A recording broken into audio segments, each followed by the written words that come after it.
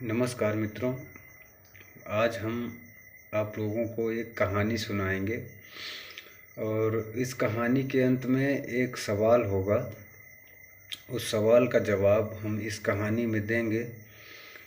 तो आप लोगों को आज की जो वीडियो है उसको बहुत ध्यान से देखना होगा, जिससे आप लोग सवाल का जवाब आसानी से दे सकें। मेरा इस कहानी सुनाने का मकसद ये है कि बहुत सारे स्टूडेंट भी हमारे इस चैनल से जुड़े हुए हैं और उनका कहना है कि कुछ पहेली टाइप का भी बनाया करिए। तो आज मैं ये पहेली लेके आया हूँ, तो देखते हैं कितने लोग इसके सही आंसर कमेंट करते हैं।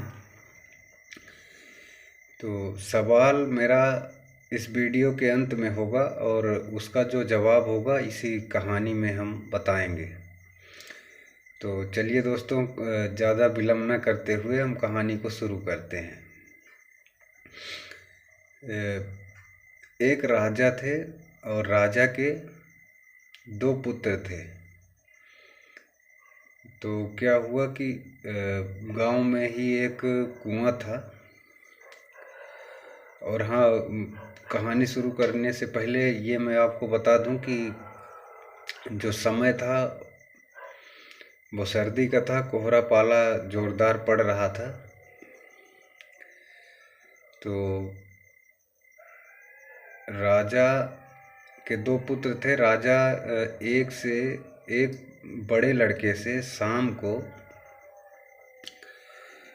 कुआं पर पानी के लिए भेजते हैं, और जिस कुआं पर पानी के लिए भेजते हैं उस कुआं पे एक महात्मा साधु रहते हैं। तो साधु बाबा क्या करते हैं कि राजा के बड़े वाले लड़के को बरगद का पेड़ बना देते हैं। बरगद का जब पेड़ बना देते हैं तो जो राजा का छोटा लड़का रहता है वो रात में नहीं आता, वो सुबह जाता है। उसको क्योंकि पता था कि उसका बड़ा वाला भाई पानी के लिए इसी कुएं पर गया था। तो महात्मा जी थे वहाँ पे। तो महात्मा जी से उसने पूछा कि क्या आप हमारे बड़े वाले भाई को देखे हैं जो यहाँ पानी के लिए आया था। तो महात्मा जी कहते हैं कि हमने नहीं देखा। और कुछ ही देर बाद फिर उस छोटे वाले लड़के को भी उन्होंने बरगद का पेड़ बना दिया। और ध्यान रहे कि जो बड़ा वाला लड़का गया था साधु बाबा के पास, वो शाम को 7 बजे गया था, और जो छोटा वाला लड़का गया था वो सुबह 7 बजे गया था। मतलब एक दिन के अंतराल में, रात भर के अंतराल में छोटा वाला गया था। तो अब जब राजा साहब जाते हैं 1 घंटे बाद, तो राजा साहब भी महात्मा से वही सवाल करते हैं कि क्या आपने हमारे लड़कों को देखा है। तो साधु बाबा जी कहते हैं कि ये जो 2 बरगद के पेड़ दिख रहे हैं, हमने ये आपके लड़कों को बनाया है। यदि आप बता देते हैं कि आपका बड़ा वाला लड़का कौन है और छोटा वाला लड़का कौन है, तो हम इनको फिर से वापस मनुष्य रूप में कर देंगे। तो मित्रों, सवाल मेरा यह है कि आपको बताना है कि बड़ा वाला लड़का कौन है और छोटा वाला लड़का कौन है।